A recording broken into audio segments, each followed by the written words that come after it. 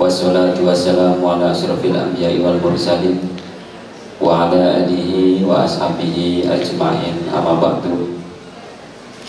Yang saya hormati dan yang saya muliakan kepada para profesor, nanti Ketua POGI Semarang, pertama-tama marilah kita panjatkan puji syukur kehadirat Allah Subhanahu wa Ta'ala yang sudah memberikan taufik dan hidayahnya sehingga kita bisa berkumpul pada malam hari ini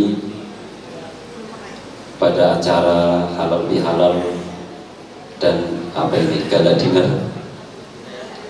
Salawat serta salam kita sanjungkan kepada junjungan kita Nabi Agung Muhammad Sallallahu Alaihi Wasallam. Semoga kita bisa mendapatkan syafaatnya kelak di yaumil kiamah. Amin. Hadirin hadirat rahimakumullah, berbicara tentang halal bihalal ini adalah suatu makna yang sangat luar biasa. Halal bihalal adalah sudah menjadi adat dan budaya di negara kita, yaitu negara Indonesia. Nenek moyang kita, sesepuh-sesepuh kita dari dulu, dari sebelum merdeka itu sudah ada acara halal bihalal.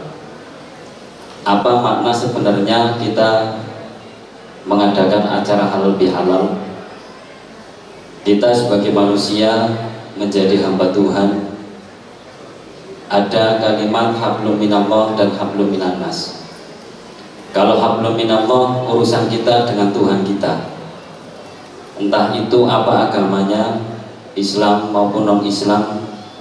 Bagi yang mempunyai Tuhan pasti ada keimanan yang harus dikuatkan kepada Tuhannya. Yang kedua, ada hubungan kita dengan sesama manusia. Kalau di dalam Islam namanya hablum minannas.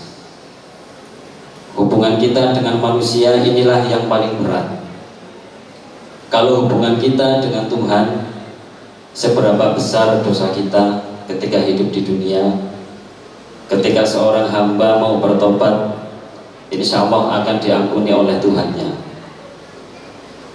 Yang paling berat adalah hubungan kita dengan sesama manusia. Makna halal bihalal sesama manusia adalah saling memaafkan. Kenapa kita mengadakan acara halal bihalal? Saling memaafkan supaya besok ketika kita hidup kelak tidak ada di dunia, tidak ada yang menuntut. Kalau pengadilan di Indonesia atau pengadilan di dunia itu masih mungkin bisa disuap, dihukum sekian tahun, dikasih uang, bisa berkurang atau bahkan bisa bebas. Tapi ketika besok, ketika kita tidak hidup di dunia, kita hidup di akhirat, itu adalah pengadil seadil-adilnya. Contoh, ada seorang hamba yang tidak mendapatkan keadilan di dunia, besok akan mendapatkan keadilan ketika di akhirat.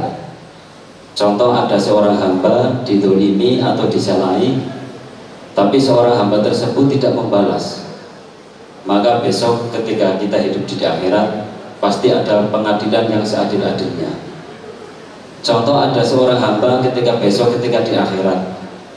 Kalau di Islam, contoh ada seorang yang dolim, ketika yang didolimi ini tidak membalas, besok pasti minta pengadilan atau minta tuntutan ketika di akhirat. Ya Tuhan, saya telah disalahi oleh orang tersebut tapi saya tidak membalas. Sekarang saya meminta keadilan panjenengan. Akhirnya Tuhan mengadili seadil-adilnya. Ya sudah, pahala-pahala orang yang menyalahi atau orang yang mendolimi dikasihkan oleh orang yang didolimi. Nanti pahala ini habis, pahala ini habis, selesai untuk nyarutan. Itu adalah manusia yang paling rugi. Maka nenek moyang kita mengadakan halal bihalal supaya besok sesama manusia ketika di akhirat tidak ada saling tuntutan. Ada beberapa resep ketika kita ingin hidup di dunia menjadi nyaman, bahagia, tidak ada tuntutan. Kita mempunyai Pancasila ada 5. Yang pertama, ketuhanan yang Maha Esa. Entah apa agamanya, ras dan sukunya, ketika kita mempunyai Tuhan harus berkeyakinan kuat. Apalagi sebagai dokter kandungan, ini pengorbanan yang sangat luar biasa.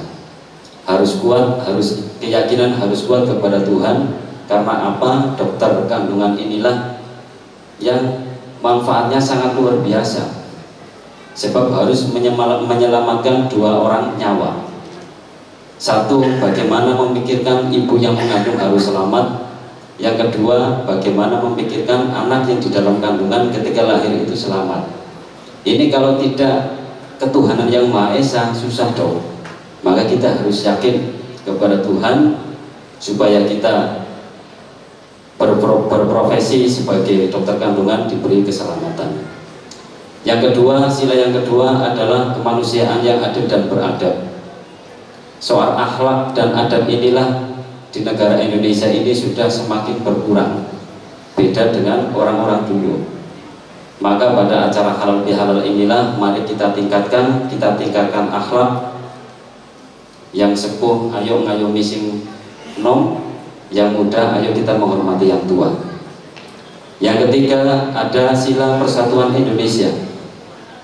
Kalau kita tidak bersatu, antara dokter tidak bersatu, nanti masyarakat yang bingung dok.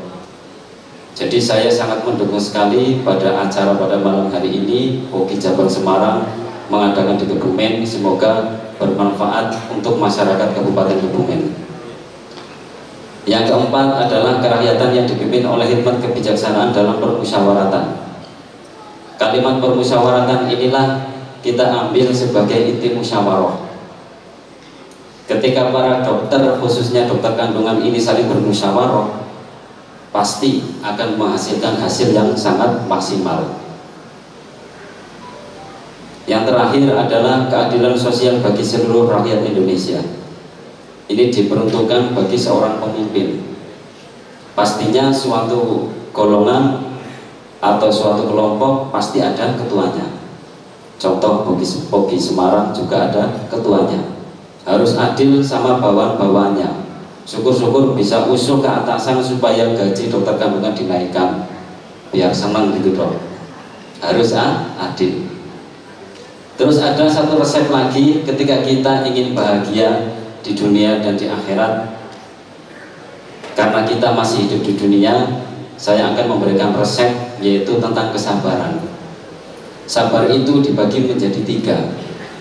Yang pertama apa? Sabar terhadap musibah. Yang kedua, sabar terhadap taat. Yang ketiga, sabar terhadap maksiat. Yang pertama, sabar terhadap musibah.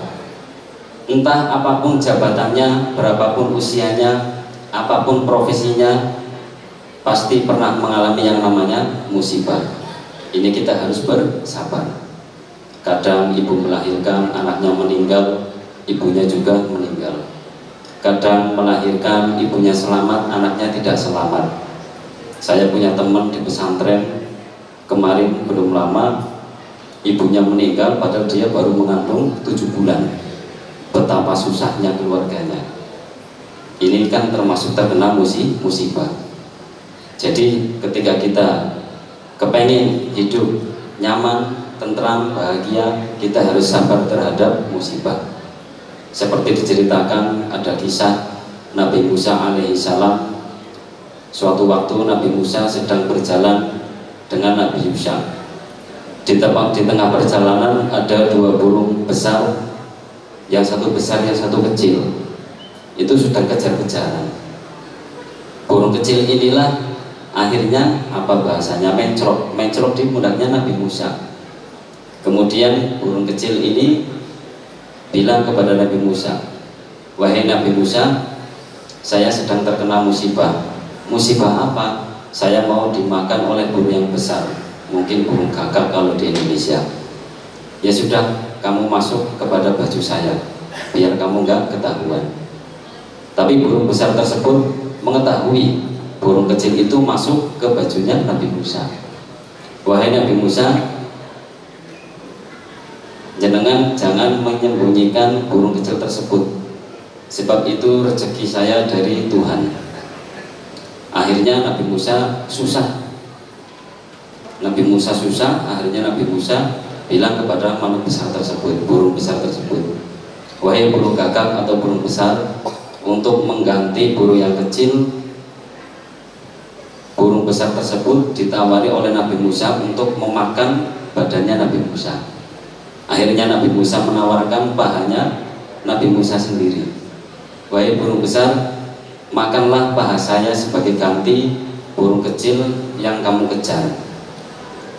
Akhirnya burung gagak ini nggak mau. Beda dengan kita kalau dikasih paha ayam goreng pasti sangat mau, apalagi kalau badan sehat. Tapi makhluk gagak ini, burung yang besar ini nggak mau.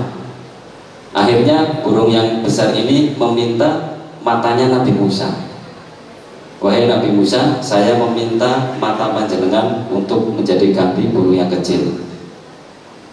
Ketika Nabi Musa sudah siap akan dimakan matanya oleh burung yang besar, Nabi Musa yang di sampingnya bilang kepada Nabi Musa, wahai Nabi Musa, apakah engkau tahu burung besar dan kecil tersebut?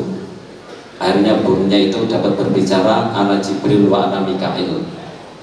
Wahai Nabi Musa, saya adalah malaikat Jibril dan malaikat Mikail. Saya diutus oleh Tuhan untuk menguji kesabaran panjenengan. Jadi kalau kita terkena musibah, marilah kita bersabar, karena musibah nggak ada kalender dan nggak ada waktunya kapan. Terus yang kedua, kita sabar terhadap taat. Entah itu apa agamanya, kita disuruh taat atau disuruh taat kepada Tuhan kita semua. Ini juga bakal diuji oleh Tuhannya masing-masing. Contoh kalau di Islam ada kisah Nabi Ayub alaihi salam. Nabi Ayub mempunyai anak jumlahnya 13 kalau enggak 14. Suatu ketika Nabi Ayub digoda oleh iblis. Tapi iblis ini sudah dinasihati oleh Tuhan. Wahai iblis, kamu enggak akan kuat menggoda hambaku yang namanya Ayub. Tapi ketika Nabi Ayub sedang sholat, sedang ibadah, hartanya, rumahnya, beserta anak-anaknya semua dihabiskan oleh iblis. Bahkan anaknya yang jumlahnya 13 atau enggak 14 dibunuh semua oleh iblis. Tapi Nabi Ayub itu tetap sabar.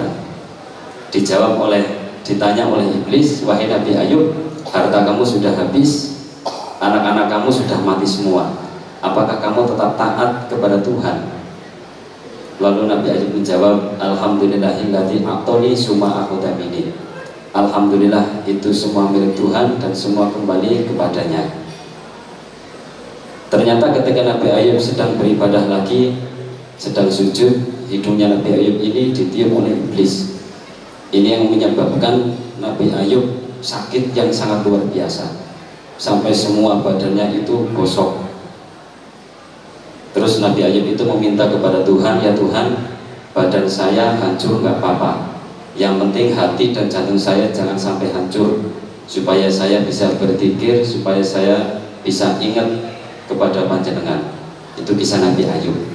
Jadi jangan kaget kalau kita taat kepada Tuhan kita, entah itu apa agamanya, kita pasti bakal diuji oleh Tuhan kita. Makanya ketika kita taat dengan Tuhan kita diuji dengan Tuhan kita harus bersabar. Untuk yang terakhir kalinya, kita sabar terhadap maksiat. Di dunia ini pasti semua orang pasti mengalami yang namanya maksiat. Ada maksiat kaki, maksiat tangan, maksiat telinga, maksiat mata, dan juga maksiat-maksiat yang lainnya. Kita harus bersabar. Di televisi kita sering melihat banyak sekali berita-berita yang mungkin tidak enak didengar. Ada anak bunuh orang tua, ada orang tua bunuh anak, banyak sekali bencana, tanah longsor, gempa bumi, tsunami, dan lain sebagainya. Itu kenapa? Karena seorang hamba manusia ketika diberi nikmat oleh Tuhannya tidak mau bersyukur, kok malah maksiat, pasti di dunia ini bencana pasti akan turun. Maka kita harus bersabar. Mungkin itulah yang bisa saya sampaikan. Semoga ada manfaatnya. Ihdinas siratal mustaqim. Wassalamualaikum warahmatullahi wabarakatuh.